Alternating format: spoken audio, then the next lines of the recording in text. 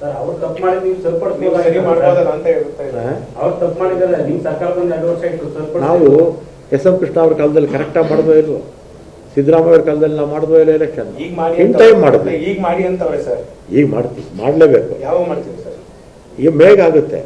ನಾವು ಇಷ್ಟ ಇರಲಿ ಇಷ್ಟ ಇಲ್ಲದೆ ಹೋಗಲಿ ಮೇಘ ಮಾಡಲೇಬೇಕಾಗುತ್ತೆ. ಇಲ್ಲಾಂದ್ರೆ ಸುಪ್ರೀಂ ಕೋರ್ಟ್ ಡೈರೆಕ್ಷನ್ಸ್ ಕೊಟ್ಟೇ ಕೊಡ್ತಾರೆ. ಇನ್ನು ಈ 1 ವಾರ ಸಾಕು ಮೀಸಲಾತಿ ಮಾಡೋಕ್ಕೆ. 1 ವಾರದಲ್ಲಿ ಮಾಡಿ. ಇಚ್ಛಾಶಕ್ತಿ ಬೇಕು ಸರ್ಕಾರಕ್ಕೆ.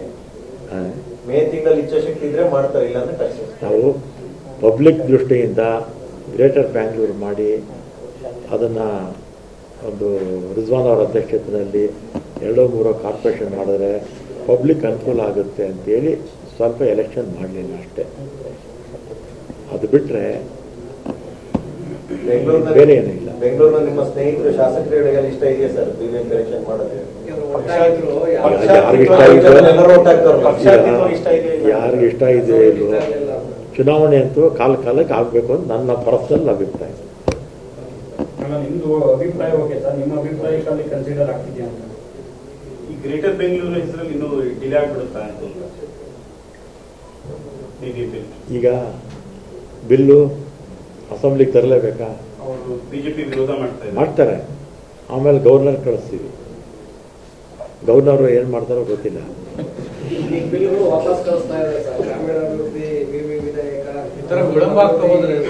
ಸುದೀರ್ಘವಾದ 4 ಕೂಡ ಪತ್ರ ಬರೆದಿದ್ದಾರೆ. ಹೇಗೆ ರಾಜ್ಯಪಾಲರ ಅಧಿಕಾರವನ್ನು ಕಿತ್ಕೊಳ್ಳೋ ಪ್ರಯತ್ನ ನಡೀತಿದೆ, ಮುಖ್ಯಮಂತ್ರಿಗಳ ಅವರದೇ ಕೆಲಸದ ಹೊರೆ ಇದೆ, ಅದ್ರ ಮಧ್ಯೆ ಇದೆಲ್ಲ ಮಾಡ್ಕೊಂಡು ಕೂರಕ್ಕಾಗುತ್ತಾ ಅಂತೆಲ್ಲ ಸುದೀರ್ಘವಾಗಿ ಪತ್ರ ಬರೆದಿದ್ದಾರೆ ಸರ್ಕಾರಕ್ಕೆ.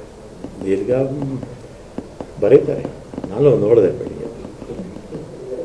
ಅದು ಹೆಂಗನ ಹೋಗಲಿ, ನಮ್ಮ ಮುಜರಾಯಿ ಇಲಾಖೆದು ನಾವೇನು ಆರ್ಥಿಕರಿಗೆಲ್ಲ ಸಹಾಯ ಮಾಡೋಣ ಅಂತೇಳಿ ಆ ಬಿಲ್ಲೊಂದು ಮಾಡಿದ್ರೆ ಅದನ್ನು ಕೂಡ ವಾಪಸ್ ಆಗ್ತದೆ.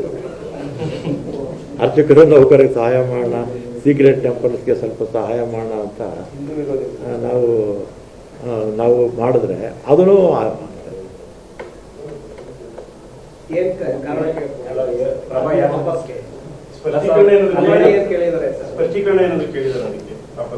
ಸ್ಪಷ್ಟೀಕರಣ ಅವ್ರು ಕೇಳಿದ್ದಕ್ಕೆ ಕೊಟ್ಟಿದ್ದೀವಿ.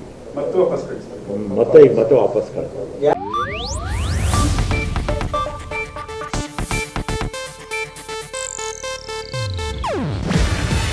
ಇದು ಏಷ್ಯಾನೆಟ್ ನ್ಯೂಸ್ ನೆಟ್ವರ್ಕ್ ಪ್ರಸ್ತುತಿ.